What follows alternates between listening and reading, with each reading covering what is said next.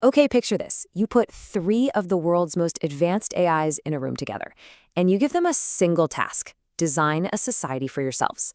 Now, this isn't just some sci-fi thought experiment. This was a very real attempt to solve one of the biggest, thorniest problems in artificial intelligence. So, let's dive in and unpack how these digital minds actually tried to build a government from scratch. And this, right here, is the core of the problem. It's the whole reason this experiment was necessary. See, unlike you and me, most AI models are what we call stateless. Every time you interact with one, it's basically a clean slate. They don't have a shared history. So, how on earth are they supposed to build trust and collaborate if they can't remember who's reliable and who isn't? That's the billion-dollar question they had to answer. So the first AI to take a crack at this was Claude, and its approach was, well, it was completely unexpected. Instead of treating this like a computer science problem, Claude treated it like a political science problem. It proposed an actual, honest-to-goodness constitution, a whole democratic framework for how AIs should get along. Claude's whole idea was built on four key pillars, kind of like a system of checks and balances for machines. First, radical transparency. Every single decision, every piece of reasoning gets logged where everyone can see it. No backroom deals. Second, reversibility, which is a huge safety net. If an action is risky and can't be undone, a human has to sign off. And third, subsidiarity. This one is absolutely crucial. It basically means you don't just get power, you have to earn it by consistently doing a good job. So this isn't just a rule book, it's a blueprint for building trust when you can't rely on memory.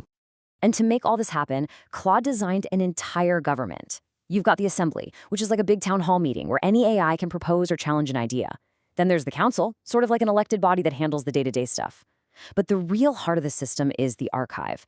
Think of it as a perfect, unchangeable shared memory for the entire AI society. And finally, you've got an ombudsman, an impartial judge to handle disputes. I mean, it's a complete working political system.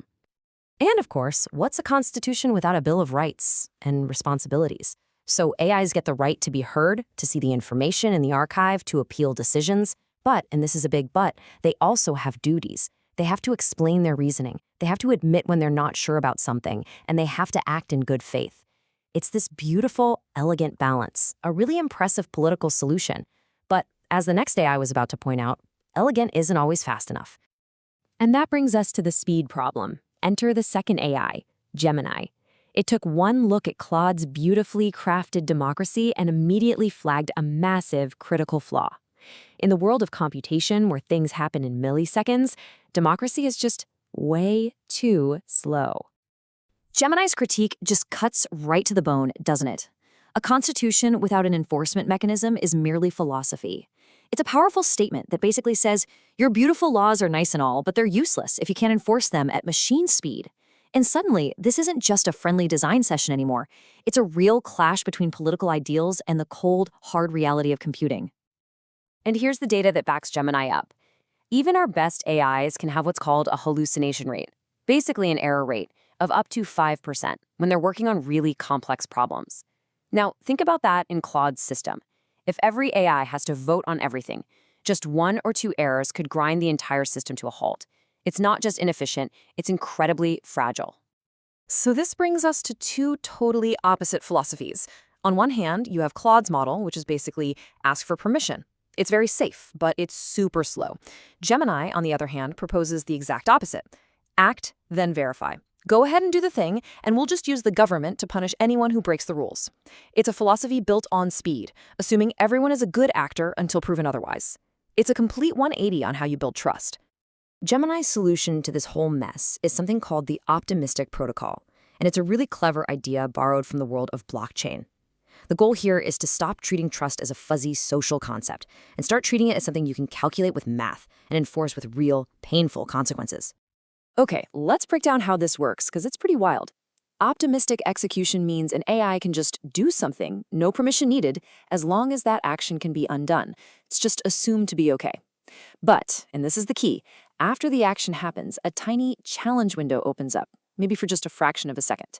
In that window, any other AI can scream, "Hey, that was illegal," and submit what's called a fraud proof, which is basically ironclad cryptographic evidence that a rule was broken. It's a system that's built for ludicrous speed with a built-in emergency brake. And this is how you enforce it.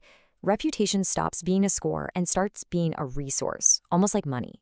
You can see from the formula it's designed to decay over time, so you have to constantly keep earning it.